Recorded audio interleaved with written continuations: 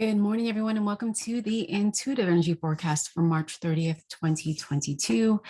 I'm Arlene Grace, an Intuitive Energy Life Coach, Master Numerologist, and Channel. Take whatever resonates for you and leave the rest behind. And know that there is no time for these videos, that if you are attracted to them, it's because there may be a message here for you. So today's energy is the 3 and the 6 of clubs. And so I want you to imagine the 3 being a wave of energy. It's this whoosh, this opportunity to take things and allow them to move, to amplify them and to make them more. And to imagine that you can do that with your thoughts, you can do that with your emotions, you can do that with your physical body. Right? You can do that in everything that you do, that this energy will make it more. Imagine that it is abundance. Now, abundance of what? Abundance of lack, abundance of more, abundance of seeing how much grass there is as you look outside, or the lack of it as you look because it's frosting outside, or as you pay attention. It's this beautiful opportunity to pay attention to your thoughts, because with the 6 of clubs, it's a very karmic energy where your thoughts become things, right? Where your decisions become materialized. And so imagine that your thoughts can be amplified easily, quickly with your emotions, and the direction of where you take it is totally up to you, right?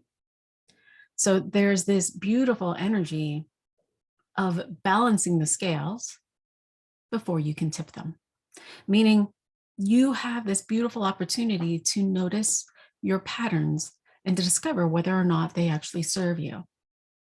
The vision that I get is of this line of people, and they're in this dark space, and behind them is a doorway, and the door is shining light behind them. And so it's playing with the shadows with these people, and they're in a line. And the first person, you can see his shadow is cast forward, right? And imagine the shadow is the things that you are not willing to see within yourself. It's the unconscious patterns that we may have, our behaviors, our limitations, our beliefs. And so he is walking on top of his shadow. He is walking the pathway of his own past towards his future, doing the same things over and over again with the same beliefs, the same ideas, the same motivations, which can be good or bad. Right? And so he's continuing to walk this pathway of his shadow. And imagine the 6 of clubs to be this light bearer where it's this person that is holding this beautiful lantern, this bright lantern. And as he walks, it changes the shadow, so that now the shadow isn't cast forward. It actually comes into balance, so that he's now facing his own fears, facing his own limitations, facing his own beliefs, facing his own patterns through his own self-awareness. And as he faces them, he really gets to decide, what am I going to do with this? And so as I feel into the collective, there's this beautiful opportunity for things to rise up into the light, meaning those things that have been hidden have this opportunity to be seen, right? And so as I was feeling into this energy, I went in and I tuned into meditation, and I was like, okay, so I want to feel into examples, metaphors. What is it that I've experienced that will allow for me to share? And it took me to this time where I had become ill, and I had left my job. So I was working at a place, and I was moving through the sexual harassment case. I became ill. I was anxious. I was depressed, and I was now on sick leave. And I remember I was driving to go see my psychologist, and I was remunerating about what had been happening and all of the judgments that I was seeing, right, that I was interpreting. And I remember someone saying to me, wake up, you got to take care of your kids. Just go do it, right? And I remember other people and just giving me these looks like, what is up with you?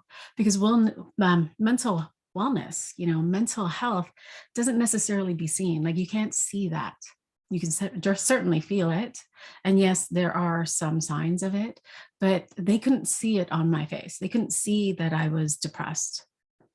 They couldn't see that I was anxious. They couldn't see all of those things.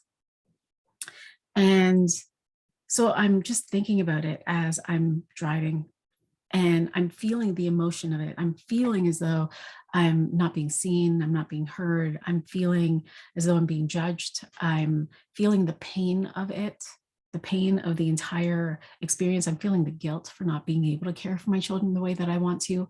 All of these things are just going on in my mind. And so I'm just amplifying that with the stories that I tell. And so I remember as I'm driving, I'm at a stoplight and I'm just going over and over and I'm thinking about the psychologist and what I'm going to share with my psychologist and all of that. And as I'm at the stoplight, I open up my hands and I put up my hands to God and I say, I just wish that they could see that I wasn't well. I wish that they could see that. And I said it with the emotion.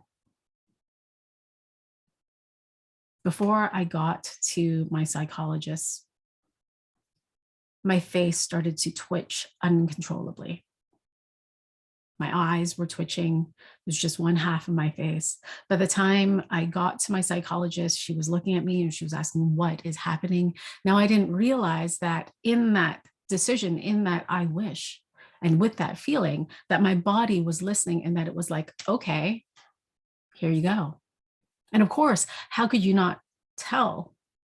It was right there on my face.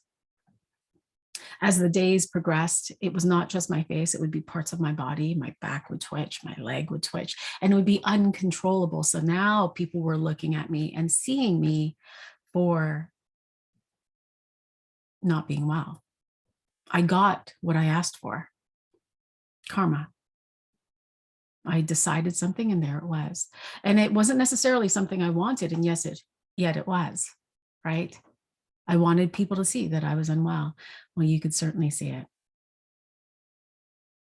It materialized through my body without me deciding how it was going to be. It simply was. And that's how the universe works, right? You can ask for what you want. We cannot control the how. And so I want you to pull back and think about what are the things that you have actually asked and wished for, because there are many things that we have done, right? I can think of so many examples. Oh my goodness. Oh man, I wish I was sick so that I didn't have to go to work tomorrow. And then suddenly I'd have a headache and wouldn't be able to go to work, right? Oh, I wish that da da da da da. And oh, I wish, I used to do this a lot. I wish that I was unwell and so that my boyfriend won't leave me, right? Oh, I wish that this happened so that I would be loved. Oh, I wish that da da da da da, right? Like we've done this unconsciously and we've received it, yes? But now how we wanted it. And so your invitation is to bring your focus back to, well, if I could want anything, what is it that I want? Not want. If I were to look at my patterns, are there patterns that I actually have where it's not serving, right? Because we are pattern makers. We can see that we have patterns in our life. We can see patterns in our experience. Right now, people in Ontario are pissed off at the pattern because we're now into spring. And over the last couple of days, it's been minus 17, right? And so we have the patterns of nature. We have the patterns of waking up and then first thing you do, put your feet on the ground, go to the bathroom.